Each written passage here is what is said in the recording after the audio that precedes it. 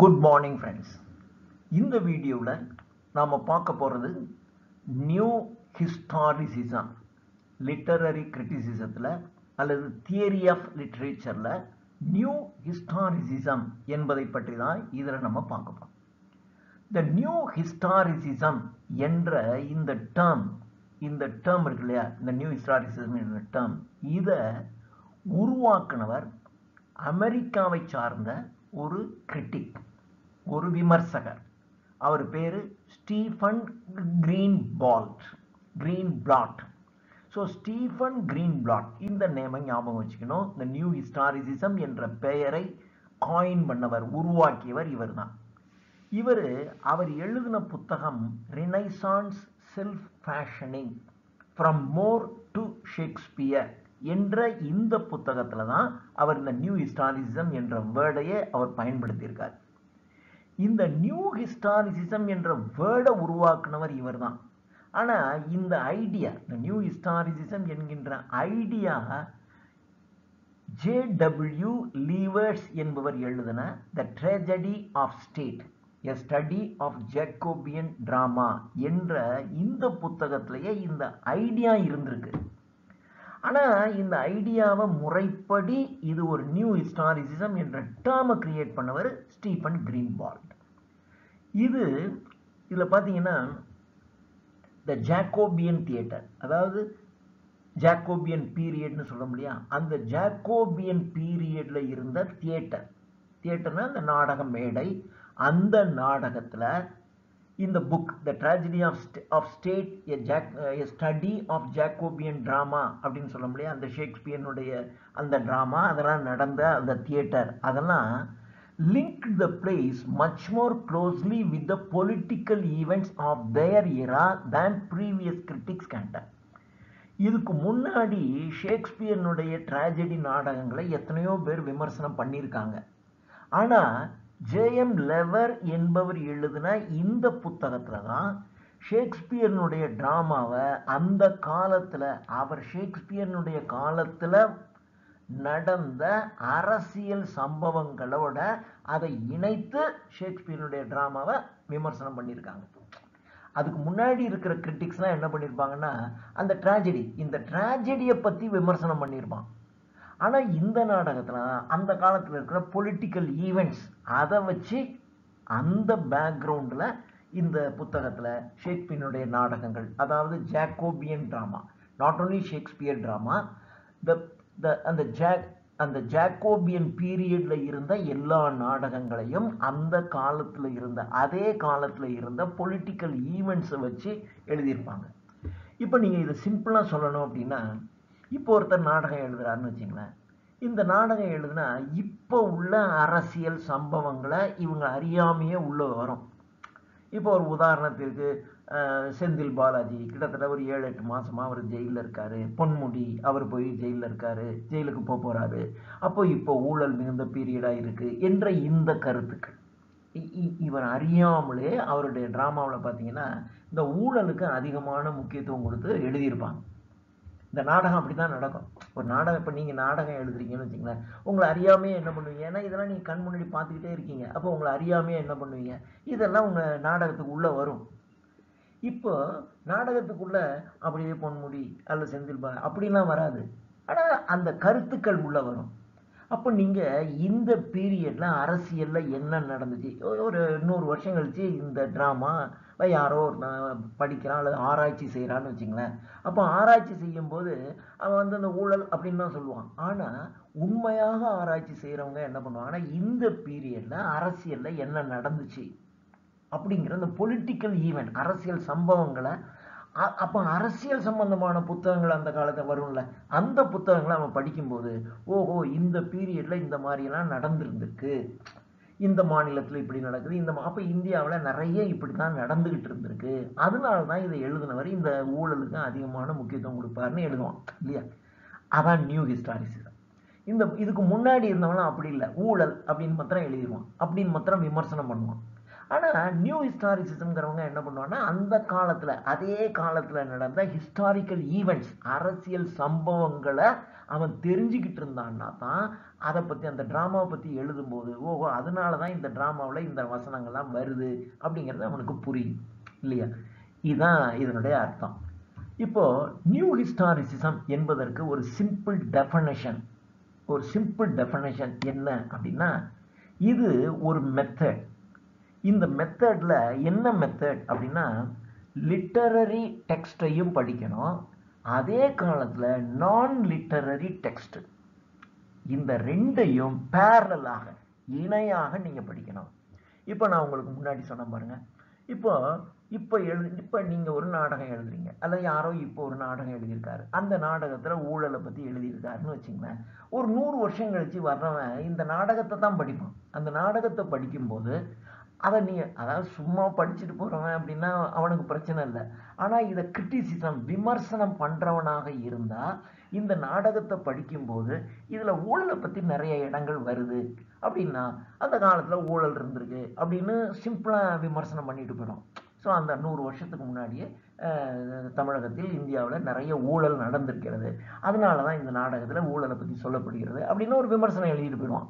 ஆனா நியூ ஹிஸ்டாரிசிசமாக இருக்கிறவன் என்ன பண்ணுவான் அப்படின்னா இந்த லிட்டரரி டெக்ஸ்ட் இந்த நாடகத்தை படிக்கும்போது இதே சமயத்துல அதாவது இந்த நாடகம் எந்த காலத்துல எழுதப்பட்டது, 2023 எழுதப்பட்டிருக்கு. ஓகே, அப்ப 2023 கட்டுரைகள்லாம் வந்திருக்கும்ல. இப்ப அந்த ஊழலை பத்தி இப்ப நீங்க யாராவது ஒருத்தன் எழுதுவான் ஊழல் தமிழகத்தில் ஊழல் அப்படின்னு ஒருத்தன் எழுதியிருப்பான், ஒரு புக் எழுதியிருப்பான். உடனே அவன் அந்த புத்தகத்தை படிப்பான். அந்த புத்தகத்தை படித்து அல்லது இந்தியாவில் ஊழல் அப்படின்னு ஒரு புத்தகம் இருக்கும், அதை அவன் படிப்பான். படிக்கும்போது இந்த 2023 இவன் எழுதும்போது என்னென்ன மாதிரி ஊழலாம் நடந்திருக்குன்னு அதை படிப்பான். அதெல்லாம் படிக்கும்போது ஓஹோ இப்ப இவ்வளவு ஊழல்லாம் நடந்திருந்திருக்கு, இவர் நடந்திருக்கு, இது நடந்திருக்கு, அதனாலதான் இந்த நாடகத்துல ஊழலை பத்தி அதிகமாக வருது அப்படி விமர்சனம் பண்ணுவோம். அதுதான் நியூ ஹிஸ்டாரிசிசம் இல்லையா. அப்ப நியூ ஹிஸ்டாரிசிசம்ங்கிறது அந்த விமர்சனம் பண்ணக்கூடிய அந்த கிரிட்டிக் வெறும் லிட்டரரி டெக்ஸ்ட படிக்காம அதை மட்டும் படிக்காம அந்த காலத்துல வெளிவந்த நான் லிட்டரரி டெக்ஸ்ட் அதாவது இலக்கியம் இல்லாத மற்ற புத்தகங்கள் இருக்கு இல்லையா, அதையும் அவன் படிக்கணும். இப்போ ஒரு உதாரணத்திற்கு இப்போ இந்த நாடகத்துல இந்த உணவு சாப்பிட்டார் அப்படின்னு வருங்க, முந்திரி பக்கோடா சாப்பிட்டார் அப்படின்னு வரும். அதுன்னு ஒரு நாடகத்துல அல்லது ஒரு நாவல் எழுதுறான், அந்த நாவல்ல அவர் போகும்போது அவருக்கு முந்திரி பக்கோடா வச்சாங்க அப்படின்னு ஒரு நாடகத்துல வருதுன்னு வச்சுங்களேன். அப்போ இந்த காலத்துல முந்திரி பக்கோடா செஞ்சிருக்காங்க. அப்ப என்ன பண்ணுன்னா அப்ப சமையல் சம்பந்தமான ஏதாவது ஒரு புத்தகங்களா இருக்குல்ல, அதை நீங்க படிக்கும்போது அப்போ இதுக்கு முன்னாடி ஒரு 50 வருஷத்துக்கு முன்னாடிலாம் முந்திரி பக்கோடாங்கிறதே ஒண்ணு இல்லை. அப்ப இந்த பீரியட்ல தான் முந்திரி பக்கோடா தோன்றிருக்கு. அதனாலதான் இவன் எழுதும் போது முந்திரி பக்கோடாவை எழுதுறான். சும்மா ஒரு ஐடியாவுக்கு. அப்போ நீங்க லிட்டரரி டெக்ஸ்ட் மாத்திரம் படிக்க கூடாது, அந்த காலத்துல வந்த பிற புத்தகங்கள் இந்த காலத்துல இருக்கிற உணவு பழக்க வழக்கங்களை பத்தி ஏதாவது ஒரு புத்தகம் இருக்கும். இப்போ ஒரு உதாரணத்துக்கு சொல்லணும்னா இந்த ட்ரையம்விட்ஸ் இருக்காங்க இல்லையா, ரோம் சாம்ராஜ்யத்துல 3 பெரிய அந்த முக்கோணமாக இருக்கக்கூடியவர்கள். ஒன்னு ஜூலியஸ் சீசர், இன்னொன்னு மார்க் ஆண்டனி, இன்னொன்னு பாம்பே. இந்த 3 பேரும் பெரிய பேரரசர்கள், 3 பேரும் இணையானவர்கள். இவங்க 3 பேரும் என்ன பண்ணுவாங்கன்னா ஒருத்தர் விருந்து கொடுப்பானா. அப்ப இவனுக்கு விருந்து கொடுக்கும்போது இந்த 3 பேர் தான் இருப்பான், வேற யாரையும் சேர்த்துக்க மாட்டான். வேற யாரும் சேர்த்தா அவனா கீழ்மட்டத்துல இருக்கான், சேர்க்க மாட்டாங்க.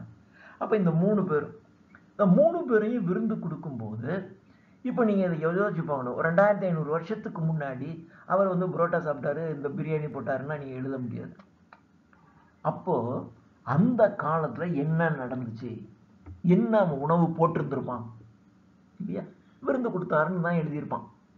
என்ன விருந்து கொடுத்துருப்பான் அப்படின்னா ஒரு ரெஃபரன்ஸ் இருக்கு. என்ன இருக்குன்னா இவங்க 3 பேரும் யூஸ்வலா கிடைக்கிறத போட்டாங்க, அவன் வீட்லயே சாப்பிடுவான்ல, அதனால ஒரு நாவலா கொடுக்கணுங்கிறதுக்காக இந்த மார்க் ஆண்டனி இருக்கான் பாருங்க, இவன் விருந்து கொடுக்கும்போது என்ன செஞ்சிருக்கான்னா மயில் இருக்கு இல்லையா, மயில் அந்த அதாவது கறி விருந்து நடத்துறான். அது எவன் வேணாலும் விட்டலாம், நம்ம வீட்லயே வாரத்துக்கு 2 நாள் 3 நாள் நடந்துகிட்டு இருக்கோம். ஆனா அவன் என்ன பண்ணுவான்னா மயில் நாக்கு கறி போடுவான். மயில் கறி அப்படிங்கிறது ஒரு பிரச்சனையே கிடையாது. ஒரு மயிலை எடுத்து வெட்டினாக்க அது எவனும் 3 பேர் சாப்பிட முடியாது. அப்போ மயில் நாக்கு எவ்வளவு நீளம் இருக்கும், இவ்வளவு நாளுக்கு இருக்கும்.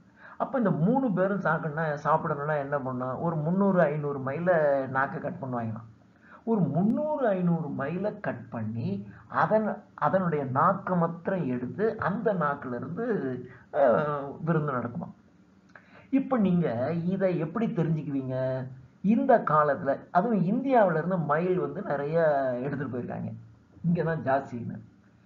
இப்ப நீங்க இந்தியாவில இருந்து ரோம் சாம்ராஜ்யத்துக்கு மயில் போயிருக்கு அப்படிங்கிற ஒரு செய்தியை நீங்க தெரிஞ்சிருக்கணும்.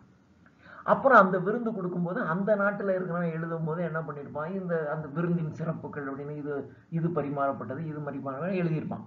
அப்போ மயில் அங்க மயில் நாக்கு கறி பரிமாறப்பட்டிருக்குன்னு உங்களுக்கு தெரிஞ்சிருக்கும். ஆனா ஒரு விமர்சனம் பண்றவனா இருந்தா என்ன பண்ணுவான், அப்போ ஒரு இலக்கியத்துல இருக்கிறவன் என்ன பண்ணுவான்னா மயில் நாக்கு கறி எல்லாம் போட்டு விருந்து நடத்துறாங்கன்னு சொல்லியிருப்பான். ஆனா கிரிட்டிக்கா இருக்கிறவன் என்ன பண்ணுவான்னா இந்த மயில் நாக்குக்காக இந்தியாவிலிருந்து மயில்கள் அங்க கொண்டு வரப்பட்டது. அப்ப எவ்வளவு செலவாயிருக்கும். அங்க இருக்கிற மயில், அதாவது மயில் நாக்கு போடுறதுங்கிறதே பெருசு, அந்த ஊர்ல இருக்க மயிலை பிடிச்சு போட்டீங்கன்னா சிம்பிள். ஆனா இதுக்காகவே இந்தியாவில இருந்து ஒரு 500 மயிலை கொண்டு வந்திருக்கான். அப்ப எவ்வளவு செலவு பண்ணிருப்பானுங்க. சும்மா 3 பேர் சாப்பிடுறதுக்கு பல லட்சக்கணக்கான ரூபாய் செலவழிச்சிருப்பாங்க. அப்படித்தானே? ஏன்னா 3 பேரும் பேர் அரசர்கள். இதை எழுதுமா, இதுதான் விமர்சனம் பண்றதுன்னு பேர். ஸோ ஒரு கிரிட்டிக்கா இருக்கிறவன் வெறுமன அந்த லிட்டரரி டெக்ஸ்ட்டை படிச்சு மயில் நாக்கு கறி போட்டிருக்காரு அப்படின்னா ரொம்ப சிறப்பாக அதை பண்ணியிருக்காரு இதை பண்ணியிருக்காருன்னு மாத்திரம் சொல்லக்கூடாது. இது எங்கிருந்து வந்துச்சு, எப்படி வந்துச்சு, இதனால என்னென்ன பொருளாதார நஷ்டம் ஏற்பட்டு எவ்வளவு செலவாயிருக்கும், இதெல்லாம் எழுதணும். அதான் ஒரு கிரிட்டிக்கினுடைய வேலை. அதனால்தான் வெறும் லிட்டரரி டெக்ஸ்ட்டை மாத்திரம் படிக்காம அதற்கு ஈக்குவலாக நான் லிட்டரரி, அந்த இலக்கிய புத்தகத்திற்கு இணையாக இலக்கியம் அற்ற புத்தகங்கள் இருக்கும்ல, சின்ன சின்ன கட்டுரைகள் வந்திருக்கும், என்னென்னமோ வந்திருக்கும், அவைகளையும் அவன் படிக்கணும். ரெண்டுக்கும் ஈக்குவல் வெயிட் கொடுக்கணும். ரெண்டுக்கும் ஈக்குவல் வெயிட் கொடுத்து படிச்சிருந்தா தான் நீங்க ஒரு நல்ல விமர்சகத்தை, கிரிட்டிசிசத்தை எழுத முடியும் அப்படின்னு சொல்லலாம். So இப்போ பாருங்க, a simple definition of the new historicism is that it is a method based on the parallel reading of literary and non-literary text, usually of the same historical period. அதாவது அப்போ உள்ள லிட்டரரி டெக்ஸ்ட்டை படிக்கிறதுக்கு இப்போ உள்ள நான் லிட்டரரி டெக்ஸ்ட்டை படிக்கக்கூடாது. அந்த 2500 வெளிவந்த இந்த லிட்டரரி டெக்ஸ்டையும் அதே காலத்துல வெளியே வந்த வேறு சில கட்டுரைகள் இருக்கும், வேறு விதமான புத்தகங்கள் இருக்கும், அவைகளையும் நீங்க படிக்கணும். அப்படி படிச்சீங்கன்னா தான் உங்களுக்கு இந்த விஷயங்கள்லாம் தெரியும். So it practices a mode of study in which literary and non-literary texts are given equal weight. So இப்போ நியூ ஹிஸ்டாரிசிஸ்ட் என்ன செய்வாங்க அப்படின்னா, லிட்டரரி டெக்ஸ்டுக்கு எவ்வளவு முக்கியத்துவம் கொடுக்குறாங்களோ அதற்கு இணையான முக்கியத்துவம் நான் லிட்டரரி டெக்ஸ்டுக்கும் கொடுப்பாங்க.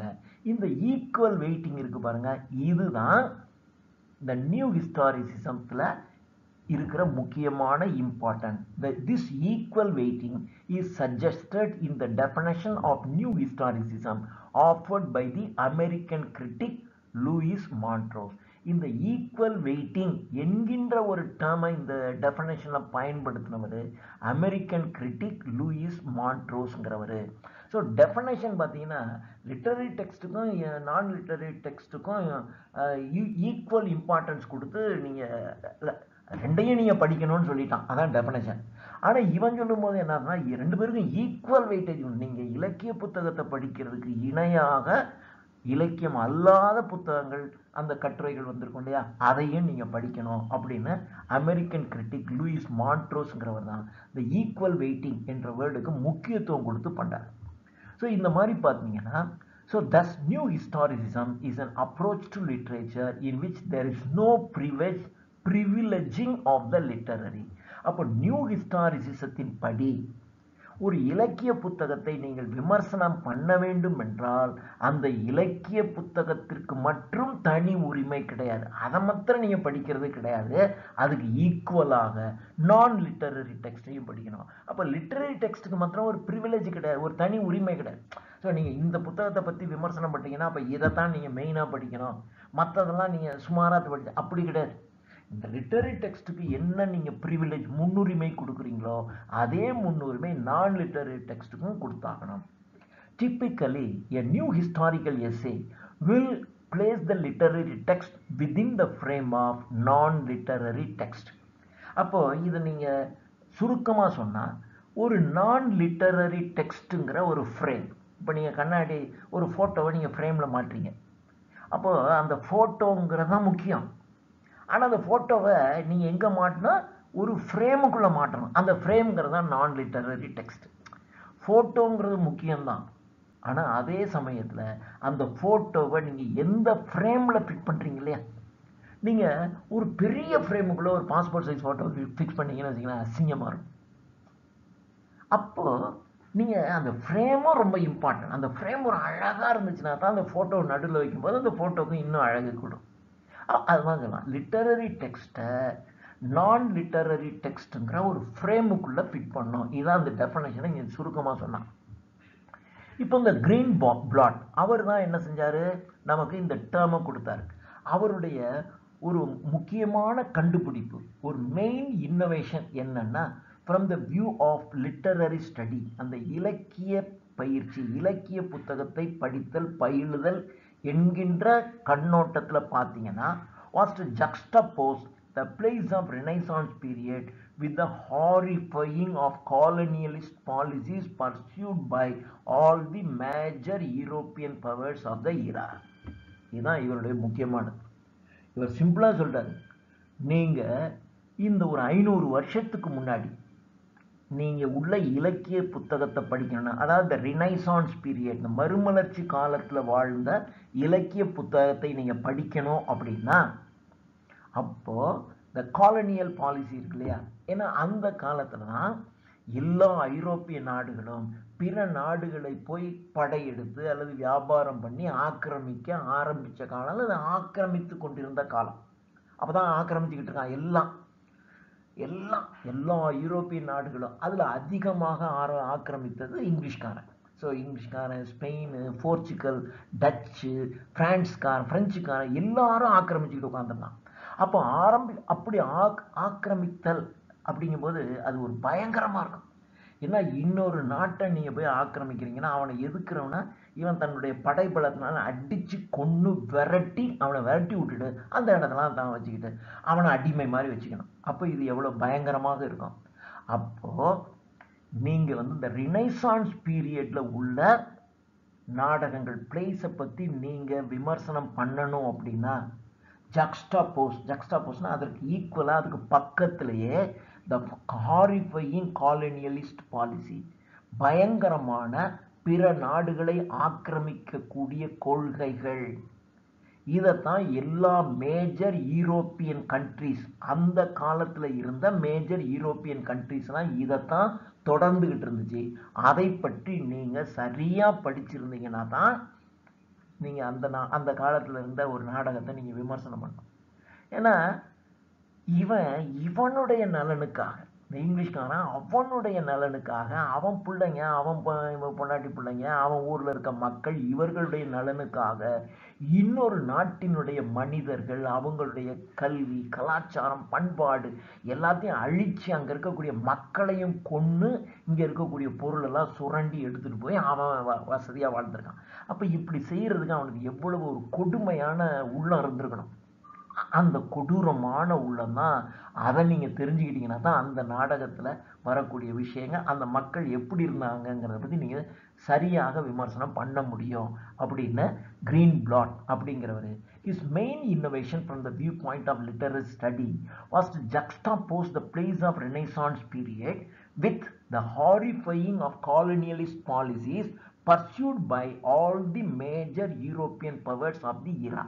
அந்த காலத்தில் இருந்த முக்கியமான ஐரோப்பிய நாடுகளினுடைய அந்த காலனியலிஸ்ட் பாலிசியை பற்றி, அவர்கள் கடைபிடித்த அந்த கொள்கை, அவங்க என்னென்னலாம் செஞ்சாங்கிறத பத்தி நீங்க தெரிஞ்சுக்கிட்டீங்கன்னா தான் அந்த காலத்துல எழுந்த அந்த நாடகங்களை பற்றி நீங்க தெரிஞ்சுக்க முடியும்.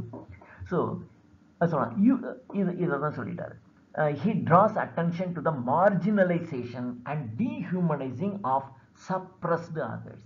பிற மனிதர்களை சப்ரஸ் பண்றது, அமுக்கிறது, அதாவது இன்னொருத்தனை அமுக்கிறது அப்படின்னா டியூஹியூமனைசிங், மனிதாபிமானம் இல்ல, அவனுக்கு சோத்துக்கே வழி இருக்காது, ஆனா இவன் என்ன பண்ணிட்டு இருப்பான்னா இவன் ஒரு பெரிய விருந்து நடத்திட்டு உட்காந்துருப்பான். அதான் டியூஹியூமனைசிங். அதுவும் மார்ஜினலைசேஷன். மார்ஜினலைசேஷன் அப்படின்னா விளிம்பு நிலையில் உள்ள, அதாவது சோறே இருக்குமா கிடைக்குமா கிடைக்காதா என்ற நிலையில் உள்ள அந்த மக்களை மனிதாபிமானம் இல்லாம அவங்க அமுக்குன விஷயம், அதுக்கு நீங்க முக்கியத்துவம் கொடுக்கணும்னு அவன் சொன்னான். Usually by starting an essay with an analysis of a contemporary historical document which will overlaps in some way the subject matter of the play. நீங்க அப்ப என்ன பண்ணா, இப்போ மனிதாபிமானம் இல்லாமல் விளிம்பு நிலையில் இருக்கக்கூடிய மக்களை அவர்கள் அழிச்சிருக்கான். இந்த மாதிரியான கட்டுரைகள் நீங்க எந்த நாட்டுல போய் அந்த நாட்டை ஆக்கிரமித்தானா அந்த நாட்டில் இருக்கக்கூடிய கவிஞர்கள், அந்த நாட்டில் இருக்கக்கூடிய மனிதர்கள், அந்த நாட்டில் இருக்கக்கூடிய கட்டுரையாளர்கள் எழுதியிருப்பான்ல, அதெல்லாம் நீங்க படிக்கணும். அதெல்லாம் நீங்க படிச்சீங்கன்னா தான் இந்த நாடகத்துல இந்த நாட்டுல உள்ள இவன் வந்து பிரமாதமா எங்க நாடு இருக்கு அப்படின்னு சொல்லி எழுதியிருப்பான் இல்லையா? பாருங்க, இங்கிலாந்து 5வது போயிடுச்சு, இந்தியா 4வது இடத்துக்கு வந்துருச்சு பொருளாதார நிலையில இல்லையா? அப்போ நம்ம ஆட்சி அந்த காலத்துல அவன் என்ன எப்படி இருந்திருப்பான், நம்ம எப்படி இருந்திருப்போம்? அப்போ அந்த காலத்துல அவன் அப்படி இருந்திருப்பான். அப்ப நீங்க இங்க நம்ம வைத்தறிச்சப்பட்டு நம்ம ஆட்கள்லாம் எழுதியிருப்பாங்கல்ல, என்று தனியும் இந்த சுதந்திரத்தை அன்பார் எழுதியிருப்பாரு, வாபஸ் எழுதியிருப்பாரு, இதெல்லாம் நீங்க படிச்சீங்கன்னா தான் அப்போ அவன் நாட்டுல எழுதின நாடகம் என்ன தன்மையில இருக்குன்னு உங்களால விமர்சனம் பண்ண முடியும் அப்படின்னு சொல்ற. The historical documents are not subordinated as context. இந்த வரலாறு சம்பந்தமான டாக்குமெண்ட் இருக்கு, இந்த கட்டுரைகள் அல்லது இந்த புத்தகங்கள், இந்த எழுத்துக்கள், இது வந்து எதுக்குமே இந்த கான்டெக்ஸ்டை விட சபார்டினேட் அதை விட கீழே உள்ளது இல்லை. அதுவும் முக்கியம்தான். நீங்க இந்த ஹிஸ்டாரிக்கல் டாக்குமெண்ட் படிக்கணும். அதனாலதான் ஹிஸ்டரி இஸ் ஆல்சோ இம்பார்ட்டன்ட். நீங்க வந்து ஒரு நல்ல இலக்கியத்தை நீங்க நல்லா ரசிக்கணும்னா உங்களுக்கு ஹிஸ்டரி தெரிஞ்சிருக்கு. அதனாலதான் பாத்தீங்கன்னா சோஷியல் ஹிஸ்டரி ஆஃப் இங்கிலாந்துன்னு வைப்போம். நீங்க எடுத்த உடனே நீங்க என்ன பண்ணீங்கன்னா பிஏ ஜாயின் பண்ணும்போதே ஹிஸ்டரி ஆஃப் இங்கிலீஷ் லிட்ரேச்சர், ஆங்கில இலக்கிய வரலாறு வைப்பாங்க. அதே மாதிரி இந்த சோஷியல் ஹிஸ்டரி ஆஃப் இங்கிலாந்து அப்படின்னு இங்கிலாந்தின் சமூக வரலாறு, சமூக அரசியல் வரலாறு வைப்பாங்க. ஸோ அது நீங்க படிச்சிருந்தீங்கன்னா தான் அது முக்கியம். இது வந்து எந்த கான்டெக்ஸ்டுக்கும் சபார்டினேட் கிடையாது. அதை வந்து நம்ம என்ன செய்யணும்னா இந்த ஹிஸ்டாரிக்கல் டாக்குமெண்ட்ஸை நம்ம கோட் டெக்ஸ்ட் தான் சொல்லுவோம். ஸோ இப்போ நீங்க ஒரு நாடகத்தை பத்தி விமர்சனம் பண்ணிட்டீங்க, அது டெக்ஸ்ட். ஆனா அதற்கு இணையா அதுல உள்ள விஷயங்கள்லாம் அந்த காலத்துல இருந்த நான் லிட்டரரி டெக்ஸ்ட் இருக்கு இல்லையா, அந்த நீங்க கோட் டெக்ஸ்ட், அதற்கு இணையான டெக்ஸ்ட், இது டெக்ஸ்ட் அதை கோட் டெக்ஸ்ட்னா நம்ம சொல்லணும் அப்படின்னு சொல்ல. ஸோ இந்த ப்ராசஸை தான் இந்த ப்ராசஸ், அதாவது அது வந்து மெயின் டெக்ஸ்ட், அதற்கு கோட் டெக்ஸ்ட் இந்த ஹிஸ்டாரிக்கல் டாக்குமெண்ட். இதுதான் இதை ரிச்சர்ட் வெல்சன், ரிச்சர்ட் டட்டன் இவங்க 2 பேரும் அவங்களுடைய new historicism and renaissance drama என்ற புத்தகத்துல இவர்கள் இந்த கருத்தை வலியுறுத்தி சொல்லியிருக்காங்க. ரைட். இப்போ நியூ ஹிஸ்டாரிசிசம்னா என்ன, நியூ ஹிஸ்டாரிசிசம் ஓல்டு ஹிஸ்டாரிசிசம் ரெண்டுக்கும் உள்ள வித்தியாசம். நியூ ஹிஸ்டாரிசிசம் அப்படின்னு ஒண்ணு இருக்கு அப்படின்னாவே ஓல்டு ஹிஸ்டாரிசிசம்னு ஒண்ணு இருந்திருக்கு அப்படிங்கிற அர்த்தம். அப்படி இன்னொன்னு ஒண்ணு இருக்குன்னு தான் அர்த்தம் ஆயிடும். இப்ப இது புதுசு அப்படின்னாக்கா இப்ப ஏற்கனவே ஒண்ணு இருந்திருக்கு, அது பழசு, அப்படிதான் அர்த்தம். அப்ப நியூ ஹிஸ்டாரிசிசம்ங்கிற டேர்மே ஓல்டு ஹிஸ்டாரிசிசம் என்ற ஒண்ணு இருக்கிறத நமக்கு சொல்லுது. ஸோ யூஷுவலாக இருக்கிற ஒரு hierarchical separation between literary text which was the subject of value and the historical background which was merely setting and by definition of lesser worth. இதுதான் ஓல்டு ஹிஸ்டாரிசிசம். ஓல்டு ஹிஸ்டாரிசிசத்தில் என்ன பண்ணுவாங்கன்னா ஹிஸ்டாரிக்கல் பேக்ரவுண்ட் இருக்கும். இப்போ ராஜராஜன் இவனி பொன்னியின் செல்வன் அப்படின்னு ஒரு சினிமா வந்துச்சு. அப்போ பொன்னியின் செல்வன்ல பார்த்தீங்கன்னா ஹிஸ்டாரிக்கல் பேக்ரவுண்ட்ல அந்த படம் எடுத்திருக்கோம். ஆனா அந்த காஸ்டியூம் எல்லாம் அப்படிதான் இருந்திருக்குமா அப்படின்னா நீங்க என்ன பண்ண, அந்த காலத்துல இருந்த அந்த ராஜராஜ சோழன் காலத்துல இருந்த கல்வெட்டுக்கள்ல அங்கே இருந்த படங்கள் இவைகளில் பார்த்தீங்கன்னா அந்த உருவங்கள் என்ன வகையான ஆடை அணிஞ்சிருச்சுன்னு நீங்கள் பார்க்கணும். எனக்கு தெரிஞ்சு அந்த ஆடையை தான் இவங்க போட்டு படம் எடுத்துருக்கணும். நான் பார்த்துருக்கேன் பெரிய கோயிலில் யாரையும் விட மாட்டாங்க. ஆனால் அந்த பெரிய கோயிலில் அது ஒரு விதமான ஸ்ட்ரக்சர். அந்த பெரிய கோயிலில் மிடில் அந்த கோயிலினுடைய உள் பக்கத்துக்குள்ள ஒரு பிரகாரம் இருக்குது. அது யாரையுமே போக விட மாட்டாங்க. விஐபிஸை பார்க்க விடுவாங்க. அப்படின்னா நான் ஒரு விஐபின்னு கிடையாது. அந்த விஐபிஸோட சேர்ந்து நான் போய் பார்த்துருக்கேன். அதில் பார்த்தீங்கன்னா ராஜராஜ சோழன் காலத்தில் வரைஞ்ச பெயிண்டிங்ஸ் உள்ளே இருக்குது. அது மற்றவங்க யாரையும் பார்க்க விட மாட்டாங்க. ஆனால் அந்த பெயிண்டிங்ஸை கீழே வந்து ஃபோட்டோஸாக எடுத்து கீழே வச்சுருப்பாங்க. நீங்கள் அதை நீங்கள் பார்க்கலாம். நான் அந்த பெயிண்டிங்கை நேராக பார்த்துருக்கேன். அந்த பெயிண்டிங்கில் நீங்கள் போய் பார்த்தீங்கன்னாக்கா ராஜராஜ சோழன் வந்து பார்த்தீங்கன்னா ஒரு டைப் ஆஃப் கொண்டை போட்டிருப்பான். அவன் போட்டிருக்கிற அந்த ட்ரெஸ்ஸு பார்த்தீங்கன்னா ரொம்ப சாதாரணமாக தான் இருக்கும்.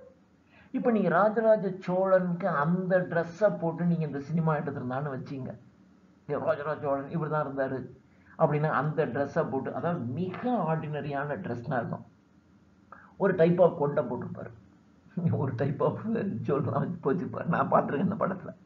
அப்போ இருந்தக்கூடிய அங்கே நடன மாதர்கள் படம்லாம் இருக்கும், அதெல்லாம் நான் பார்த்துருக்கேன். அப்போ நீங்கள் அந்த மாதிரி அவங்க எல்லாமே இந்த கச்சை கட்டி தான் இருப்பாங்க. இப்போ இருக்கிற மாதிரி இப்போ நீங்கள் த்ரிஷா இந்த நார்த் இந்தியாவில் ஒரு நடிகை இவங்கெல்லாம் போட்டுக்கிற மாதிரி ஒரு இப்போ மாடர்ன் இன்னர் கார்மெண்ட்ஸ்லாம் அவங்க யூஸ் பண்ணல. அவங்களுக்கு தெரிஞ்சது கச்சை கட்டியிருப்பாங்க, அவ்வளோதான். அந்த கச்சை கட்டிட்டு நீங்கள் ஐஸ்வர்யா ராயோ அல்லது நீங்கள் இதான் வந்து அந்த காலத்தில் இப்படி தான் இருந்துச்சு, நீ இப்படி தான் போட்டு நடிக்கணும் அப்படின்னு சொல்லியிருந்தா எப்படி இருக்கும்? அப்போ என்ன பண்ணுவான், அந்த ஹிஸ்டாரிக்கல் பேக்ரவுண்டு கொடுத்துவான். ஆனால் அப்படியெல்லாம் பண்ண மாட்டான். இதுதான் old historicism. Old ஹிஸ்டாரிசத்தில் historical background இருக்கும். அந்த பேக்ரவுண்டை இவன் ஒரு நாடகம் எழுதி நடத்திடுவான். ஓல்டு ஹிஸ்டாரிக்கல் தான் அதை மாத்திரம் பண்ணுவான். இது ஒரு அருமையான நான் ஒரு விமர்சன புத்தகத்தில் நான் படிச்சிருக்கேன். ஒருத்தர் எழுதியிருந்தார் ஒரு புத்தகம், கொஞ்சம் பழைய பேக்ரவுண்டில் எழுதியிருந்தார். எழுதிட்டு இந்த ஊர்லேருந்து இந்த ஊருக்கு வந்து ட்ரெயினில் இவன் போய் இறங்கினான்னு இருக்கும். ஆனால் அதை விமர்சனம் பண்ணவன் எழுதியிருக்கான் அந்த பீரியடில், இவர் எழுதின அந்த பீரியடில் அந்த ஊருக்கு ட்ரெயினே கிடையாது. அதுக்கப்புறம் ஒரு 25, 30, 50 வருஷம் கழிச்சு தான் போட்டிருக்காங்க. ஒரு உதாரணத்துக்கு சொன்னேன், ஒரு 50 வருஷத்துக்கு முன்னாடி நடந்த ஒரு சம்பவத்தை ஒருத்தன் நாவலாக எழுதுனான், கதையாக எழுதுனான், சினிமாவாக எழுதுனான். அந்த நாடகத்தில் அந்த கதையெல்லாம் அவன் என்ன பண்ணியிருப்பான், அப்போ 50 வருஷத்துக்கு முன்னால் ட்ரெயின் இருந்துச்சு. இந்த ஊர்லேருந்து அந்த ஊருக்கு அவன் ட்ரெயினில் போய் இறங்கினான்னு அவன் எடுத்துருவான், சினிமா எடுத்துருவான் அல்லது நாவலில் கதை எழுதி விட்டுருவான். ஆனால் அது விமர்சனம் பண்ணுறவன் என்ன செய்வான் அப்படின்னா, அந்த காலத்தில் மற்ற டாக்குமெண்ட்ஸ், ரயில்வே டாக்குமெண்ட்லாம் எடுப்பான். அந்த காலத்தில் அந்த ஊருக்கு ட்ரெயின் இருந்துச்சா, அந்த ஊருக்கு எப்போ ட்ரெயின் வந்துச்சு அப்படிங்கிறத எடுத்து பார்ப்பான். அந்த ட்ரெயினே ஒரு 30 வருஷத்துக்கு முன்னாடி தான் வந்திருக்கும். ஆனால் இவன் 50 வருஷத்துக்கு முன்னாடி நாவலில் அந்த ஊரில் ட்ரெயினில் போய் இறங்கினேன்னு சொல்லுவான். அப்போ இது தப்பு அப்படின்னு சொல்லிடுவான். இதான் நியூ ஹிஸ்டாரிசிசம். ஆனால் அந்த ஓல்டு ஹிஸ்டாரிசிசத்தில் என்ன பண்ணுவான்னாக்க, நீங்கள் ஒரு 50 வருஷத்துக்கு முன்னாடி இப்போ உள்ள எலக்ட்ரிக் ட்ரெயினோ அல்லது டீசல் என்ஜினில் ஓடுற ட்ரெயினோ இப்போ உங்களுக்கு தெரியும். எனக்கு நல்லா தெரியும். நான் சின்ன பையனாக இருக்கும்போது தான் ஸ்டீம் என்ஜினில் முன்னாடி பார்த்தீங்கன்னா ஒரு பெரிய பாய்லர் மாதிரி ஒரு நீளமாக உருண்டையாக ஒரு சிலிண்ட்ரிக்கலாக இருக்கும். அந்த ட்ரெயினில் தான் நான் போயிருக்கேன். அது ஸ்டீம் என்ஜினில் ஓடுறது. அதில் பார்த்தீங்கன்னாக்க உள்ளுக்குள்ளே வாட்டர் ஃபில் பண்ணுவாங்க. பெரிய பெரிய ஸ்டேஷனில் போய் அந்த என்ஜின் நிற்கும் போது அது மேலேருந்து தண்ணீர் ஊற்றி அதில் தண்ணீர் ஃபில் பண்ணுக்கும். இப்போ இவங்க என்ன பண்ணுவாங்கன்னா கறியை அள்ளி போடுவாங்க. கறி அள்ளி போட்டு அந்த நெருப்பு எரியும். அந்த நெருப்பு எரியறதுல அந்த பாயில் இருக்கக்கூடிய தண்ணி ஆவியாகி அந்த ஸ்டீம் வெளியே வந்து அதுதான் வந்து அந்த என்ஜினை புஷ் பண்ணி தள்ளும். இதுதான் பழைய டெக்னாலஜி. அதுக்கு அடுத்த டெக்னாலஜி என்ன வந்துருச்சு, டீசல் என்ஜின். அப்போது கரியை எரிக்கிறது பதிலாக டீசலை எரிக்கிறது அப்படின்னு வந்துருச்சு. இப்போ டீசலையும் விட்டுவிட்டு எலக்ட்ரிக் ட்ரெயின்ஸ் வந்துருச்சு இல்லையா? எல்லாத்தையும் எலக்ட்ரிக் மின்மயமாக்கிக்கிட்டு இருக்காங்க எல்லா ஊருக்கும். நீ ஒரு 50 வருஷத்துக்கு முன்னாடி ஒரு நாவல் எழுதுனவன் ட்ரெயினை கரெக்டாக எழுதிடுவான். அல்லது சினிமா எடுக்கிறான், 50 வருஷத்துக்கு முன்னாடி நடந்த ஒரு சினிமாவில் அவன் என்ன பண்ணுவான்னாக்கா அந்த ஸ்டீம் என்ஜினில் போன ஒரு ட்ரெயினை காட்டிடுவான். அந்த ஸ்டீம் என்ஜினில் போகிற அந்த ட்ரெயினை மாத்திரம் காட்டுவான். அப்புறம் உள்ளுக்குள்ளே பொட்டியில் எல்லாரும் உட்காந்துருக்க மாதிரி காட்டிட்டு அப்படியே அதுலேருந்து இறங்கி போனாங்கன்னு வந்துடும். அது கரெக்டாக செஞ்சிருவான். ஆனால் அந்த சமயத்தில் 50 வருஷத்துக்கு முன்னாடி இந்த ஊருக்கு அந்த ஊருக்கும் ட்ரெயின் இருந்துச்சா அப்படின்னா அவன் பார்த்துருக்க மாட்டான். அவனுக்கு கண்ணில் மிஸ் ஆகிடும். ஸோ இப்போ ஓல்டு ஹிஸ்டாரிசிசம் அந்த ஸ்டீம் என்ஜின் அப்போ இருந்துச்சு அப்படிங்கிற பேக்ரவுண்ட் கரெக்டாக இருக்கும். ஆனால் நியூ ஹிஸ்டாரிசிசத்தில் தான் அந்த ஊருக்கு அது கரெக்டாக இருந்துச்சா அப்படின்னா அந்த சமயத்தில் இருந்த எந்தெந்த காலத்தில் எந்தெந்த ஊருக்கு ட்ரெயின் விடப்பட்டதுங்கிற டாக்குமெண்ட்டை நீங்கள் அந்த கட்டுரைகளை நீங்கள் படிச்சிருந்தீங்கன்னா தான் இவன் எழுதுனது தப்பு அப்படின்னு உங்களால் சொல்ல முடியாது. இப்போ உங்களுக்கு நியூ ஹிஸ்டாரிசிசத்துக்கும் ஓல்டு ஹிஸ்டாரிசிசத்துக்கும் என்ன டிஃப்ரென்ஸும் புரிஞ்சிருக்கும்னு நான் நம்புகிறேன் இல்லையா? அடுத்தது இந்த ஈக்குவல் வெயிட்டிங், லிட்டரரி டெக்ஸ்ட்டுக்கும் நான் literary டெக்ஸ்ட்டுக்கும் equal wait கொடுக்கணுங்கிறது new historicism. ஆனால் ஓல்டு ஹிஸ்டாரிசிசம் அதெல்லாம் கிடையாது. அது ஒரு பேக்ரவுண்ட், அவ்வளோதான். இப்போ நீங்கள் பீரியட் ஃபில்ம் அப்படின்னு எடுப்பான், கங்குவா அப்படின்னு எடுத்தான். அவன் ஏதோ 2000 வருஷத்துக்கு முன்னாடி 500 வருஷம் 1000 வருஷத்துக்கு உள்ள அந்த காலத்து பீரியடில் நடக்கிற ஒரு சினிமா அப்படின்னு சொல்கிறாங்க. அது வந்தால் தான் தெரியும். சரி, 500 வருஷத்துக்கு முன்னாடி மக்கள் வாழ்ந்தாங்க அப்படின்னா நீங்கள் வந்து அந்த பேக்ரவுண்ட்லாம் கொடுப்பீங்க. குதிரையில் போனான் அல்லது கத்தியை வச்சு சண்டை போட்டான் அப்படிலாம் சொல்லிடுவீங்க. அதெல்லாம் கரெக்டாக தான் செஞ்சுருவீங்க. ஆனால் மற்ற விஷயங்கள்லாம் நீங்கள் கரெக்டாக சொல்லுவீங்களான்னு எனக்கு தெரியாது. அப்படிலாம் சொன்னால் அந்த சினிமாவை பார்க்குறதுக்கு நல்லாவே இருக்காது. ஆனால் லிட்ரேச்சர்லையும் என்ன பண்ணுவானா, லிட்ரேச்சர் எழுதுறது தானே, அவன் கரெக்டாக சொல்லுவான். ஆனாலும் அந்த பீரியடில் இவங்க என்ன மாதிரி மக்கள் என்ன மாதிரி ட்ரெஸ் பண்ணாங்க, என்ன மாதிரி பயன்படுத்தினாங்கங்கிற பற்றின டாக்குமெண்ட்ஸ்லாம் படிச்சிங்கன்னா தான் அந்த லிட்டரரி டெக்ஸ்ட்டை உங்களால் ரசிக்க முடியும், கரெக்டாக இருக்க முடியும். ஸோ இந்த நியூ ஓல்டு ஹிஸ்டாரிசிசத்தில் இந்த first and major difference between the new and the old historicism என்ன அப்படின்னா equal weighting. Equal weightage new ஹிஸ்டாரிசிசத்தில் கொடுக்கப்பட்டது. ஓல்டு ஹிஸ்டாரிசிசத்தில் ஈக்குவல் வெயிட்லாம் கிடையாது. இந்த ட்ராமா ஒரு 500 வருஷத்துக்கு முன்னாடி என்ன இருந்துச்சுங்கிற ஒரு பேக்ரவுண்ட் இருக்கும், அவ்வளோதான். இப்போ 500 வருஷத்துக்கு முன்னாடி பிளைன் விட்டான்னு அவன் காட்ட மாட்டான், அதெல்லாம் எல்லாம் கரெக்டாக இருப்பான். குதிரையில் தான் போனாங்கன்னு காட்டுவான், அதெல்லாம் காட்டிகிட்டு இருப்பான். ஆனால் மற்ற விஷயங்களை கோட்டை விடுவான். அப்போ நியூ ஹிஸ்டாரிசிசத்தில் இருக்கிறவன் என்ன பண்ணான்னா, ஆக்சுவலாக அவன் 500 வருஷத்துக்கு முன்னாடிங்கிற விஷயத்த சொல்கிறான். அப்போ அந்த 500 வருஷத்துக்கு முன்னாடி இருந்த மக்களுடைய ட்ரெஸ் என்ன, அந்த நாட்டு மக்களுடைய பழக்க வழக்கங்கள் என்ன, அவங்க என்ன பயன்படுத்தினாங்க, என்ன மாதிரி இல்லை, எல்லாத்தையும் அவன் ஆராய்ச்சி செஞ்சு அதுக்கு ஈக்குவல் வெயிட்டு, இதுக்கும் அதுக்கும் ஈக்குவல் வெயிட்டு கொடுப்பான். ஓல்டு ஹிஸ்டாரிசம் கொடுக்க மாட்டான். ஸோ EMW டில்லியார்ட் அப்படிங்கிறவர் தன்னுடைய எலிசபெத்தன் வேர்ல்டு பிக்சர், இன்னொன்று ஷேக்ஸ்பியர்ஸ் ஹிஸ்டாரிக்கல் பிளேஸ், இது ரெண்டும் ஓல்டு ஹிஸ்டாரிசிசத்திற்கு எடுத்துக்காட்டாக இந்த கட்டுரைகளை நாம் தெரிந்து கொள்ளலாம். அடுத்தது ரெண்டாவது முக்கியமான டிஃபரன்ஸ், இந்த ஓல்டு அண்ட் நியூ ஹிஸ்டாரிசத்துக்கு என்ன ரெண்டாவது முக்கியமான டிஃபரன்ஸ் அப்படின்னா தி ஆர்கிவல் என்ற வேர்ட். இந்த வேர்டு எதை குறிக்குது அப்படின்னா, the word indicate that new historicism is indeed a historicist rather than historical movement. So historical movementக்கு இல்லை, historicist இதுக்கு தான் முக்கியத்துவம் என்று நியூ ஹிஸ்டாரிசம் சொல்லுது. அப்படின்னா என்ன அப்படின்னா, it is interested in history as represented and recorded in written documents in history as text. இது அதாவது இந்த ஆர்கிவல், ஆர்கியாலஜி அதான் ஆர்கிவல். அந்த டாக்குமெண்ட் பண்ணியிருப்பாங்கல்ல இல்லையா, அந்த காலத்தில் என்ன நடந்துச்சு, அப்போ இப்போ என்ன நடந்துச்சுன்னு ஹிஸ்ட்ரி புக்ஸ் இருக்குது. 1000 வருஷத்துக்கு முன்னாடி இந்த நாடு இந்த அரசன் அந்த அரசரோட சண்டை போட்டார், இவன் ஜெயிச்சான் அவன் தோத்தான், அப்படிலாம் இருக்குல்ல, இதுதான் ஹிஸ்டாரிக்கல் டெக்ஸ்ட். இந்த ஹிஸ்டாரிக்கல் டெக்ஸ்ட் இது வந்து ரிட்டனாக தான் இருக்கணுங்கிற அவசியம் இல்லை. பிரிண்டடாக ஒரு காலத்தில், இப்போல்லாம் பிரிண்டடாக வந்துடுது. அதுக்கு முன்னெல்லாம் பிரிண்டடாக இருந்திருக்காது, ஓலையில் எழுதி வச்சுருப்பான். அதுக்கு முன்னாடி ஓலையிலும் எழுத தெரியாதப்ப கல்வெட்டுக்களை செதுக்கி வச்சுருப்பான். இதுதான் நம்ம ரிட்டன் டெக்ஸ்ட்னு சொல்கிறோம். ஸோ இந்த கல்வெட்டுக்களில் அல்லது ஓலையில் அல்லது பிரிண்டடில் இருக்கிற அந்த ஹிஸ்டரி இருக்கு இல்லையா, அந்த டெக்ஸ்ட்டு, அந்த ரிட்டன் டாக்குமெண்ட்ஸ், அதுதான் அதில் தான் இந்த நியூ ஹிஸ்டாரிசிசத்துக்கு இம்பார்ட்டன்ட். அதான் ஆர்கைவல். ஆர்கிவல் அப்படின்னா ரிட்டன் டாக்குமெண்ட்ஸ், ஆர்கியாலஜி தொகுக்கப்பட்ட அப்படின்னு அர்த்தம். அந்த மாதிரி ஹிஸ்டாரிக்கல் ஈவெண்ட்ஸ் ஆர் பொதுவாக சரித்திரத்தில் நடந்த சம்பவங்கள் இருக்கு பாருங்க, அது இர்ரெக்கவரபிள். அது நீங்கள் ரெக்கவர் பண்ண முடியாது. ஆக்சுவலாக இவன் 2 பேரும் எப்படி சண்டை போட்டான்னு உங்களுக்கு தெரியுமா? வீரபாண்டிய கட்டபொம்மன், நம்ம சிவாஜி கணேசனில் அந்த சினிமாவை தான் பார்த்துருக்கோம். அப்போ வீரபாண்டிய கட்டபொம்மன் எப்படி இருந்தாருன்னா நம்ம சொல்கிறாங்க. ஆனால் வீரபாண்டிய கட்டபொம்மன் பீரியடில் ஆக்சுவலாக அங்கே என்ன நடந்துச்சுங்கிறத இப்போ நீங்கள் உங்களால் எதையுமே பார்க்க முடியாது, தெரியாது. அந்த காலத்துல இருந்த கல்வெட்டுகள், ஓலைச்சுவடிகள் இவைகளை வைத்து கொண்டுதான் இப்படி இருந்திருக்குன்னு நம்ம யூகிக்க முடியுது. அதான் அந்த ஹிஸ்டாரிக்கல் டெக்ஸ்ட் தான். ஸோ அதை திரும்ப பெற முடியாத அளவுக்கு அந்த சம்பவங்கள், அந்த ஹிஸ்டாரிக்கல் ஈவெண்ட்ஸ் இருக்கு இல்லையா, அந்த சரித்திர நிகழ்வுகள் நம்ம மீண்டும்லாம் நமக்கு கிடைக்காது. அது முடிஞ்சு போச்சு. அது சம்பவம் நடந்தால் அதோட நடந்தது முடிஞ்சு போச்சு. அதை ஒருத்தன் பின்னாடி இருக்கிறவன் அவனுக்கு தெரிஞ்ச அளவுக்கு, அவனுடைய கற்பனைக்கு எட்டின அளவுக்கு எழுதி கொஞ்சம் நடுவில் போய் எல்லாம் கடந்து விட்டுருவான். அதை நான் எழுதுவான் இல்லையா? அப்படித்தானே செய்வாங்க. அப்படிதான் செஞ்சிருப்பான். அதுதான் உங்களுக்கு கிடைக்கும். அதை தான் நீங்க படிக்கணும்.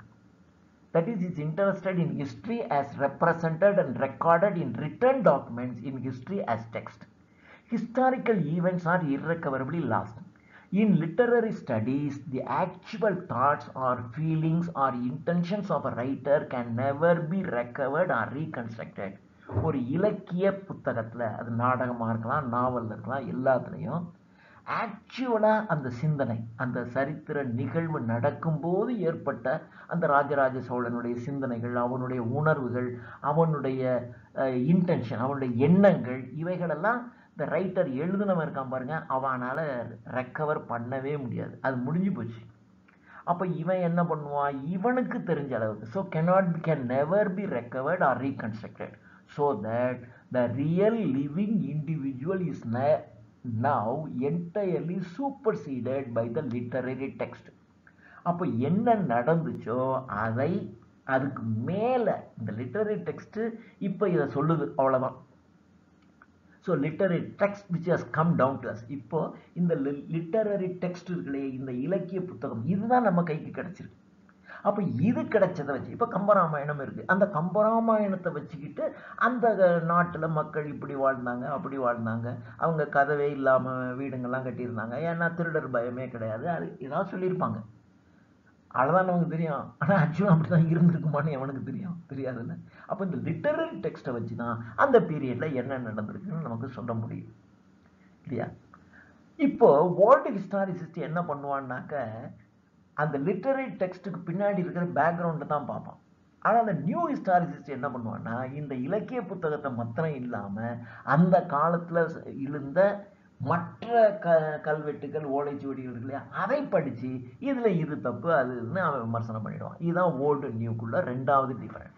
For the new historicist, the events and attitudes of the past now exist solely as writing. New historicism accepts Derrida's view that there is nothing outside the text. New historicism வந்து என்ன பண்ணுவாங்கன்னா, டெரிடா பெரிய விமர்சகர் Derrida, அவர் என்ன சொல்லுவார்னா, there is nothing outside the text. இந்த டெக்ஸ்ட்டுக்கு வெளியே எதுவுமே இல்லை, இந்த டெக்ஸ்ட்டுக்குள்ள எல்லாமே இருக்கு. இப்போ ஷேக்ஸ்பியர் எழுதியிருக்காருன்னா நீங்கள் அதுக்குள்ளேயே எல்லாம் இருக்கு, நீங்கள் அதை ஆழ்ந்து படிச்சீங்கன்னா தான் உங்களுக்கு புரியும். அதான் இலக்கியம். நீங்கள் ஷேக்ஸ்பியரை ஒரு தடவை படிக்கும்போது கதை புரியும், ரெண்டாவது மூணாவது தடவை படிக்கும்போது தான் இன்னும் எவ்வளவு ஆழமாக எழுதியிருக்காருன்னு புரியும். அதனால சில இலக்கிய புத்தகங்கள் எல்லாம் they are books for ever, எப்பொழுதுமே படிக்க வேண்டிய புத்தகங்கள்னு பேர். சில அதான் பேக்கன் சொல்லுவார் ஆஃப் ஸ்டடீஸ்ங்கிற புத்தகத்தில். சில புத்தகங்களாம் ஜஸ்ட் இப்படியே பார்த்துட்டு தூக்கி போடலாம், சில புத்தகங்களை ஒரு தடவை ரீட் பண்ணலாம், சில புத்தகங்களை கொஞ்சம் படித்து மனசில் வச்சுக்கணும், சில புத்தகங்களை அப்படியே மைண்டில் அப்படியே மென்னு முழுங்கிடணும், அப்படி உங்கள் உள்ளத்துக்குள்ளே ஏற்றிக்கணும். அது மாதிரி புத்தகங்கள் அதான் இலக்கிய புத்தகங்கள். இதை தான் சொல்லலாம். So for a variety of reason new historicism இதை தான் சொல்கிறார். அப்போது ஷேக்ஸ்பியர் எழுதின நாடகத்துக்குள்ளேயே எல்லாமே இருக்குது, நத்திங் அவுட் சைட். ஆனால் நீங்கள் அதை நல்லா உள்ளக்குள்ளே படித்து படித்து படித்து பார்த்தீங்கன்னா தான் அந்த காலத்தில் இருக்கிற மனிதனுடைய ஆக்சுவலாக மனுஷன் எப்படி வாழ்ந்திருக்கான், எந்த மாதிரிலாம் சிந்திச்சிருக்கான், எந்த மாதிரிலாம் இருந்திருக்காங்கிறது உங்களுக்கு தெரியும் என்ற இந்த வியூவை நியூ ஹிஸ்டாரிசிஸ்ட் ஒத்துக்கிறாங்க. Everything about the past is only available to us in textualized form. கடந்த காலத்தில் நடந்த சம்பவங்கள்லாம் இப்போ நமக்கு ஒரு டெக்ஸ்டுவலைஸ்டு ஃபார்மில் தான் கிடைக்குது, நம்ம அதை நேராக பார்க்க முடியாது. இது 3 நிகழ்வுகளில் ப்ராசஸ் பண்ணப்பட்டிருக்கு, 3 நிகழ்வுகளில் ப்ராசஸ் பண்ணப்பட்டு கடைசியாக நமக்கு கிடைச்சிருக்கு. அப்போது ஒன்றை நீங்கள் ப்ராசஸ் பண்ணிட்டீங்கன்னாவே அதனுடைய ஒரிஜினாலிட்டி மாறி போயிடும் இல்லையா? இப்போ தண்ணியை இவன் என்ன பண்ணுறான், அதை வந்து என்ன மாவற்று நம்ம ட்ரிங்கிங் வாட்டர்னு இப்போ நம்ம பாட்டில்லாம் அடைச்சி குடிச்சிட்டு இருக்கோம். நான் அந்த பாட்டில் தண்ணி குடிக்கிறதே கிடையாது. வீட்டில் மண்பானை இருக்கும். மண்பானையில் நீங்கள் எந்த தண்ணியை ஊற்றி வச்சிங்கனாலும், சாக்கடை தண்ணியை ஊற்றி வச்சிங்கனாலும் 24 மணி நேரத்தில் அதை பியூரிஃபை பண்ணி கீழே தள்ளிடும். எல்லாத்தையும் கீழே கொண்டு வந்துடும்ன்றாங்க. அது மாதிரி இவன் வந்து ஆர்டிஃபிஷியல் ட்ரிங்கிங் வாட்டர்லாம் நம்ம ஸ்டெர்லைஸ் பண்ணி ஏதோ ஒன்று பண்ணுறான். இவன் பண்ணும்போதே அந்த தண்ணீரினுடைய தன்மையெல்லாம் போயிடும். அது மாதிரி தான். ஸோ இந்த டெக்ஸ்ட் இருக்கு பாருங்க, இந்த லிட்டரரி டெக்ஸ்ட்டு 3 தடவை ப்ராசஸ் பண்ணப்படுது. எவ்ரிதிங் அபவுட் த பாஸ்ட், கடந்த காலத்தில் நடந்த புத்தகங்கள்லாம் நமக்கு டெக்ஸ்டுவல் ஃபார்மில் தான் கிடைக்கும். இது 3 தடவை ப்ராசஸ் பண்ணப்பட்டிருக்கு. முதல்ல first through the ideology or outlook or discursive practices of its own time. இதுதான் ஃபர்ஸ்ட் ஐடியாலஜி. இப்போ ஒரு விஷயத்தை நான் பார்க்குறேன். இப்போ நான் கடவுள் நம்பிக்கை உடையவன். நான் பார்க்கும்போது ஏன் கண்ணோட்டத்தில் தான் பார்ப்பேன். கடவுள் நம்பிக்கை இல்லாதவன் பார்த்தினான்னு வச்சுங்க, அவன் என்ன பண்ணுவான்? கடவுள் நம்பிக்கை இல்லாதவன் பார்த்தானா அவன் கண்ணோட்டத்தெல்லாம் பார்ப்பான். இப்போ எனக்கு ஒரு அரசியல்வாதியை பிடிக்கும். நான் பார்க்கும்போது என்ன செய்வேன்னா, அந்த அரசியல்வாதிக்கு எதிராக இருக்கிறவன் செஞ்சதெல்லாம் எனக்கு தப்பாக தான் தெரியும். இவன் செஞ்சதுதான் எனக்கு ரைட்டாக தெரியும். இவன் தப்பு பண்ணியிருந்தான்னா கூட சரி, இந்த சூழல்லாம் அவன் என்னையா செய்ய முடியும், அதனால தான் இவன் செஞ்சான்னு நான் அப்படி தான் எனக்கு என் மைண்டு போகும் இல்லையா? இது எல்லாருக்கும் அப்படி தான் இருக்கும். அப்போது ஒவ்வொருத்தன் ஐடியாலஜி, அவனுடைய அவுட்லுக், இதை வச்சுக்கிட்டு தான் ஒன்று அவன் வியூ பண்ணுவான் இல்லையா? இப்படி தான் அவன் வியூ பண்ணுவான். அப்போயே நீங்கள் என்ன ஆகிடுனா அந்த உண்மையில் கொஞ்சம் செத்து போயிடுதுல. டு யூ ஃபாலோ இட் இல்லையா? இப்போ ஒரு இந்து, அவர் வந்து இந்து என்ன பண்ணுவார்னா, ஒரு கிறிஸ்தவ நிகழ்வை பார்க்கும்போது அவனுக்கு அதில் இருக்க நல்லதெல்லாம் தெரியாது, அதில் உள்ள கெட்டதாக தான் தெரிஞ்சுக்கிட்டே உட்காந்துருக்கான். இதே ஒரு கிறிஸ்டின் வந்து ஒரு இந்துவை பார்க்குறான்னு வச்சிங்களேன், இந்து பண்டிகைகள்லாம் பார்த்துட்டு என்ன முட்டாள்தனமாக இதெல்லாம் பண்ணிக்கிட்டு இருக்கான், சே என்ன அது ஒரு நாகரிக உலகத்தில் இப்படியெல்லாம் பண்ணலாமா, அப்படியெல்லாம் பண்ணலாம், அப்படி தான் அவங்க விமர்சனம் பண்ணலாம். ஏன்னா அவங்க வந்து அவங்களுடைய அவுட்லுக், அவங்க பார்வை அப்படி, அவங்க ஐடியாலஜி அப்படி.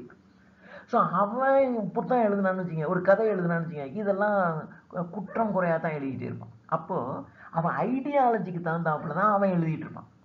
அப்போ இந்த ஐடியாலஜி, ஒருத்தனுடைய அவுட்லுக்கு, அவனுடைய டிஸ்கர்சிவ் ப்ராக்டிசஸ்னால் 10 பேரோட சேர்ந்து டிஸ்கஸ் பண்ணணும்.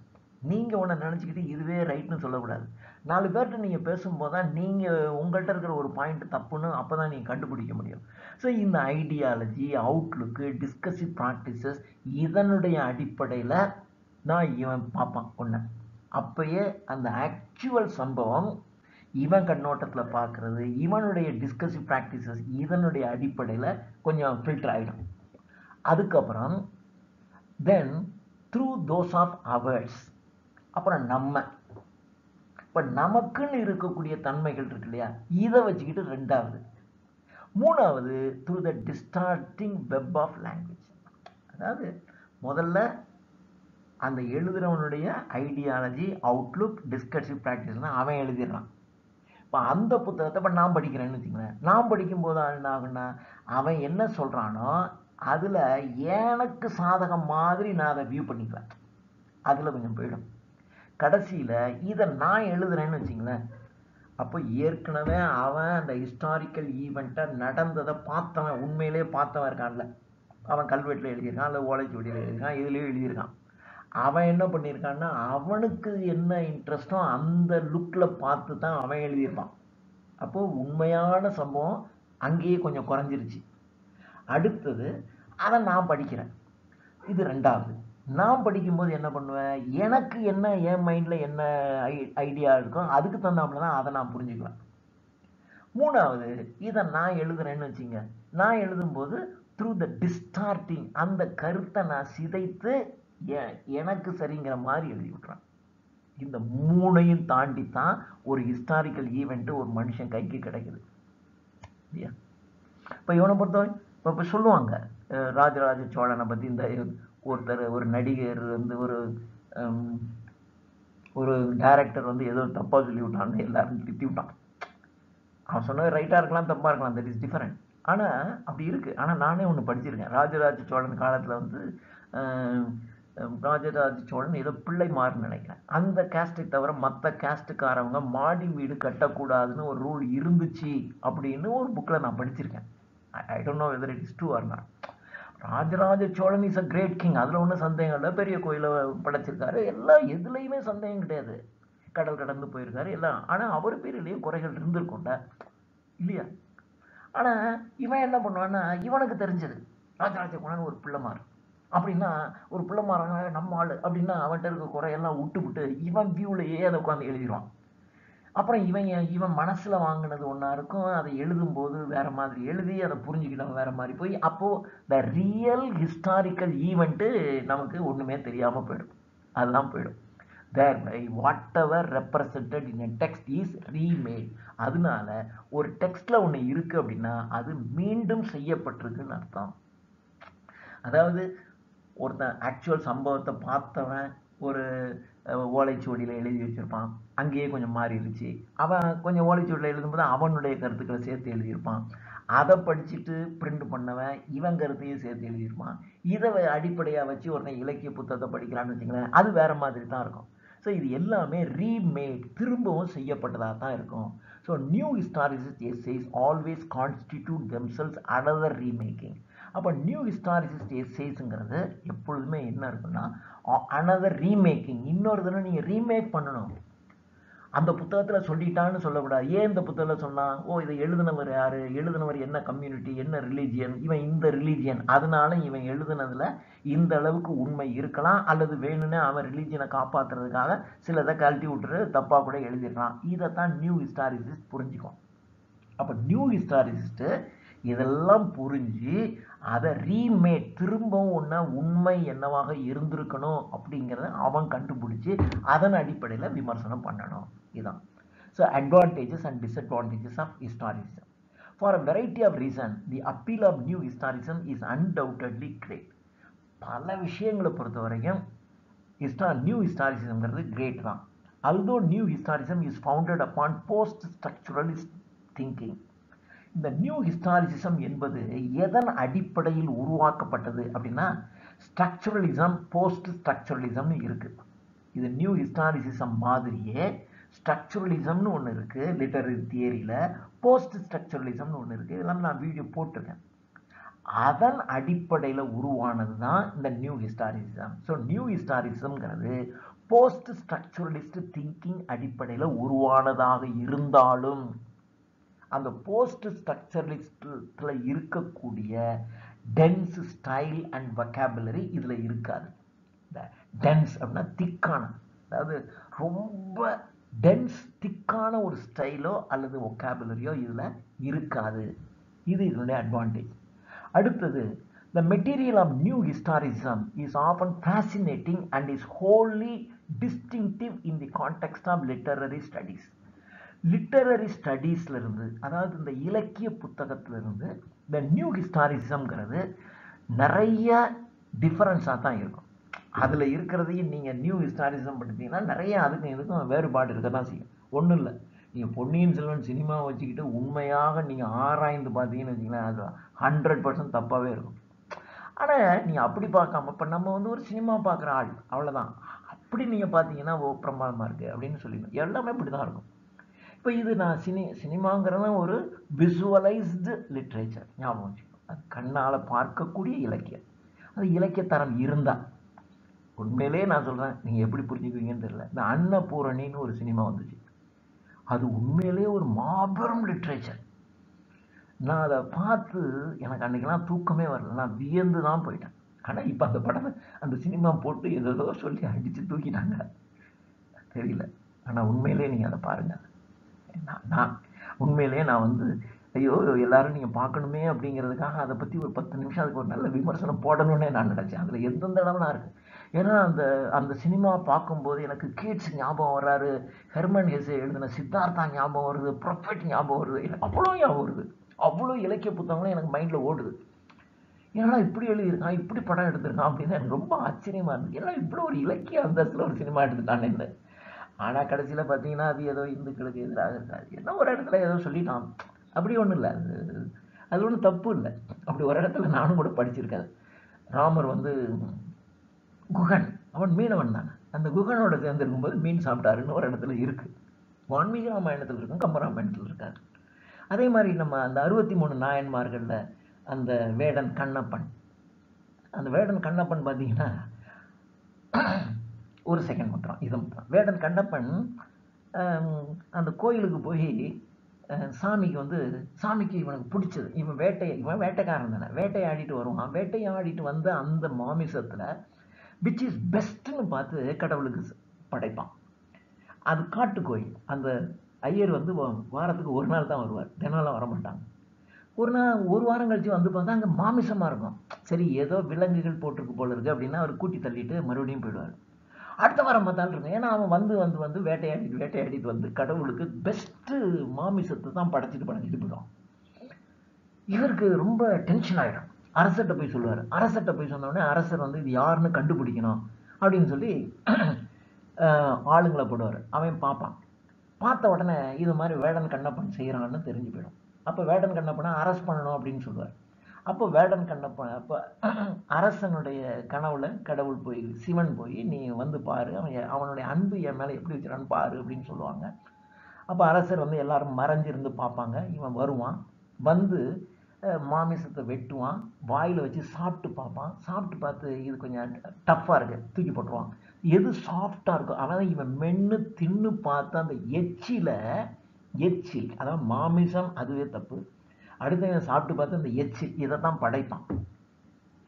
இப்போ நம்முடைய வியூவில் நீங்கள் பார்த்தீங்கன்னா ஐயோ எல்லாம் அபச்சாரம், இதுதான் ரைட்டு, இது கரெக்ட் தானே. இப்போ நம்ம வந்து கடவுளை அப்படி செய்வோமா? செஞ்சால் அதை நல்லது இல்லை தான், இது நல்லது இல்லை தான். ஆனால் அவன் ஒரு அன்புல அப்படி செய்கிறான், அது கடவுளுக்கு பிடிச்சிருக்கு. அப்புறம் கடவுள் என்ன பண்ணுவார்னா இதை செஞ்சுட்டு வேணுனே கடவுளுடைய ஒரு கண்ணில் ரத்தம் வரும். ரத்தம் வந்தோடனே வேடன் கண்ணை பண்ணுவான். ஐயோ கடவுளுடைய கண்ணத்தில் அந்த சிவனுடைய கண்ணில் ரத்தம் வருது. அது ஒரு பொம்மை தானே, அது ஒரு ஸ்டாச்சு. அதில் ரத்தம் வருதுன்னு உடனே அவன் என்ன பண்ணான்னா கொஞ்சம் கூட யோசிக்காமல் தன்னுடைய அம்பை எடுத்து ஒரு கண்ணை எடுத்து அந்த ரத்தம் வர்ற கண்ணில் அப்புவான். இன்னொரு கண்ணிலையும் ரத்தம் வரும். இங்கே தான் அவனுடைய ஸ்பெஷாலிட்டி. இன்னொரு கையிலையும் ரத்தம் வருது, இன்னொரு கண்ணு வருது. கொஞ்சம் கூட யோசிக்காமல் ரெண்டாவது கண்ணையும் அவன் வைப்பான். அப்போ அவனுடைய புத்திசாலித்தனம். சரி நம்ம ரெண்டாவது கண்ணை எடுத்துட்டோம்னா கடவுளுடைய கண் எங்கே இருக்குன்னு நமக்கு தெரியாதுல்ல, இந்த கண்ணை திரும்பி அந்த இடத்துல ஃபிட் பண்ணோம்ல, அப்போ தெரியாதே அப்படிங்கிறதுக்காக ஒரு காலை தூக்கி அந்த கடவுளுடைய இந்த ரெண்டாவது ரத்தம் வடிகிற அந்த கண்ணில் காலை வச்சுக்குவான் அடையாளத்துக்கு. அதாவது கடவுளை மிதிக்கிறான், ஏன் வச்சுக்கணும். அதான் நம்முடைய பார்வையில் அது மிதிக்கிறது. ஆனால் அவனுடைய பார்வையில் அப்படி மிதித்து ரெண்டாவது கண்ணை எடுத்து அந்த இடத்துல ஃபிட் பண்ணுவான். இப்போ கடவுளுக்கு க்யூர் ஆகிடும். இதுதான் the love is very important, not whether it is a flash or anything. அவன் உள்ளத்துக்குள்ள இருக்கக்கூடிய அன்பு, இதுதான் கடவுள் ஏற்றுக்கிட்டார். இப்படி பாருங்களேன். எனக்கு இதை பார்க்கும்போதே ஐயோ வேடன் கண்ணப்பனை பற்றி சொல்கிறான்டான், ஐயோ குகனை பற்றி சொல்கிறான்டான். அவன் சொல்லுவான் அந்த இடத்துல ஒரு சொல்லும்போது சொல்லுவான், ஒரு உணவு என்பதில் ஃபைவ் சென்சஸ் இருக்கணும், 5 சென்ஸ் இருக்கணும் அந்த வேண்டா. அதை நீங்கள் உணவை சாப்பிடும்போது கண்ணால் பார்த்தாவே அழகாக இருக்கும். அது ஒரு நல்ல உணவாக இருக்கும், ஆனால் பார்க்குறதுக்கு ஒரு மாதிரி இருக்குன்னு வச்சிங்களேன், சாப்பிட பிடிக்காது இல்லையா. அப்போ கண்ணில் நல்லா இருக்கணும். ஸ்மெல் பண்ணி பார்த்தா அருமையான டேஸ்ட் இருக்கணும், அதை நல்ல ஸ்மெல் இருக்கணும், நல்ல சுவை இருக்கணும். அப்படி தொட்டு பார்த்தாவே அப்படி சாஃப்டாக முள்ளாக குத்துற மாதிரி அப்படிலாம் இருக்கக்கூடாது, டிஸ்டர்பன்ஸ் ஆகும். அப்படி சாஃப்டாக டெக்ஸ்சர் அப்படி சாஃப்டாக இருக்கணும். அப்படி ஐம்புலன்களையும் சொல்லுவான். இது ஓடான ஓட்டிய நைட்டிங்கேல கீட்ஸ் சொல்லுவார் அந்த 5 சென்சஸை பற்றி. அப்புறம் சொல்லுவான், நீங்கள் உணவு சமைக்கும் போது இந்த உணவை வந்து நீங்கள் நேசிக்கின்றவர்கள் உண்ண போகிறாங்கன்னு நினச்சி அன்போடு சமைங்கன்னு சொல்லுவோம். அப்படியே அந்த வருது. இப்படி தான் ப்ரொஃபெட்டில் சொல்லப்படுது. இப்போ எனக்கு இப்படி தான் ஓடுது, அதனால எனக்கு அது ரொம்ப பெஸ்ட்டாக எனக்கு தோணுச்சுன்னு வச்சிங்களேன். இது ஏன் இப்போ சொன்னேன்னு தெரியல. Okay. Often fascinating and wholly context. These essays look and feel different from those produced by any other critical approach and give the literary student the feeling that new territory is being entered. So new ஹிஸ்டாரிசிசத்தில் படிக்கிறவங்க என்ன பண்ணுவாங்கன்னா ஒரு புது area அதை படிக்கக்கூடிய ஒரு student ஒரு நியூ ஏரியாவுக்குள்ளே டெரிட்டரிக்குள்ளே என்டர் ஆகிற உணர்வு அவனுக்கு இருக்கும் அப்படின்னு சொல்கிறார். So the political edge of new historicist writing is always sharp. நான் முதலே சொன்னேன், இந்த பொலிட்டிக்கல் எட்ஜுங்கிறது ரொம்ப ஷார்ப்பாக இருக்கணும். ஏன்னா அந்த காலத்தில் நடந்த அந்த அரசியல் சூழ்நிலையையும் தெரிஞ்சு வச்சிருப்பாங்க. At the same time it avoid the problems of frequently encountered in straight Marxist criticism. ஆனால் அதே சமயத்தில் மார்க்சிஸ்ட் கிரிட்டிசிசம்ங்கிறது ஸ்ட்ரைட்டாக அடிக்கும். நீங்கள் ஏழைகளுக்கு உணவு இல்லைன்னா அடித்து தூக்குடா, அவனை கொள்ளு அப்படிங்க. அப்படி இருக்கக்கூடாது. நம்ம லிட்ரேச்சர் படிக்கிறோம் இல்லையா, அப்படி கொள்ளக்கூடாது. இவங்களுக்கு உணவு வேணும்னு சொல்லணும், அதுக்காக அவனை போய் கொல்லுன்னு சொல்லக்கூடாது. ஸோ அந்த இதை அவாய்ட் பண்ணோம். மற்றபடி அந்த பொலிட்டிக்கல் எட்ஜை இது கரெக்டாக சொல்லும் என்று சொல்றாரு. இதுதான் நீங்கள் நியூ ஹிஸ்டாரிசத்தை பற்றி நீங்கள் தெரிஞ்சுக்கிட்டீங்கன்னா போதும். தேங்க்யூ.